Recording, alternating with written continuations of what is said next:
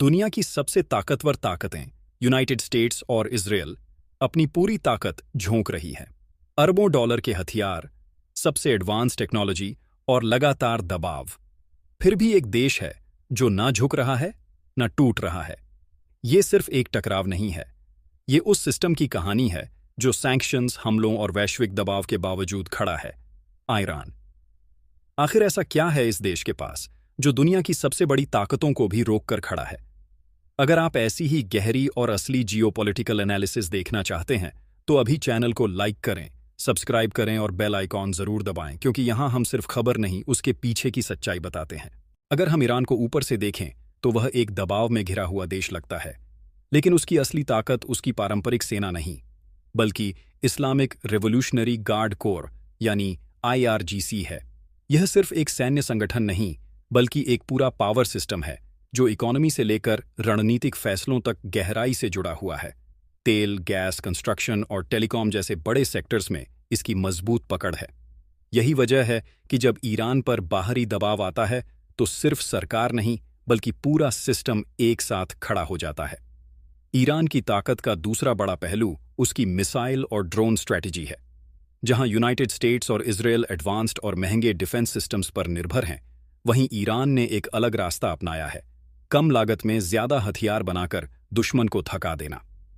हजारों ड्रोन्स और लगातार मिसाइल अटैक्स के जरिए वह एक ऐसी स्थिति पैदा करता है जहां ओपोनेंट को हर हमले को रोकने के लिए उससे कई गुना ज्यादा खर्च करना पड़ता है। इस तरह यह लड़ाई सिर्फ हथियारों की नहीं रहती, बल्कि एक इकोनॉमिक वॉर बन जाती है। लेकिन ईरान की रणनीति सिर्फ यहीं तक सीमित नहीं है। उसका असली उद्देश्य सीधे युद्ध जीतना नहीं, बल्कि उसे लंबा खींचना है, क्योंकि जैसे जैसे युद्ध लंबा चलता है वैसे वैसे आर्थिक दबाव, राजनीतिक तनाव और जनता की नाराजगी बढ़ने लगती है। यही वह जगह है जहां ईरान समय को अपने सबसे बड़े हथियार की तरह इस्तेमाल करता है। वह जानता है कि लंबी लड़ाई में सिर्फ सेना नहीं, बल्कि पूरी व्यवस्था थकने लगती है। इस पूरे खेल का सबसे संवेदनशील केंद्र है स्ट्रेट ऑफ हॉर्मुज, जहां से दुनिया का लगभग 20% तेल गुजरता है। अगर इस रास्ते पर जरा सा भी तनाव बढ़ता है तो उसका असर पूरी दुनिया की अर्थव्यवस्था पर पड़ता है। पेट्रोल, गैस और रोजमर्रा की चीजें महंगी होने लगती हैं।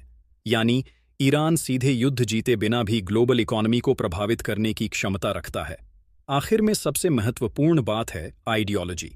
ईरान में लोग सिर्फ सरकार के लिए नहीं, बल्कि एक विचारधारा के लिए खड़े होते हैं। इस्लामिक रिवोल्यूशनरी गार्ड कोर्प और स्थानीय फोर्सेस मिलकर एक ऐसा रेजिस्टेंस तैयार करते हैं जिसे केवल सैन्य ताकत से खत्म करना आसान नहीं है। यही कारण है कि वर्षों के प्रतिबंधों और हमलों के बावजूद यह सिस्टम आज भी मजबूत बना हुआ है। सच्चाई यह है कि यह लड़ाई सिर्फ सीमाओं की नहीं है, बल्कि यह एक एंड्योरेंस टेस्ट है। कौन ज्यादा समय तक टिक सकता है?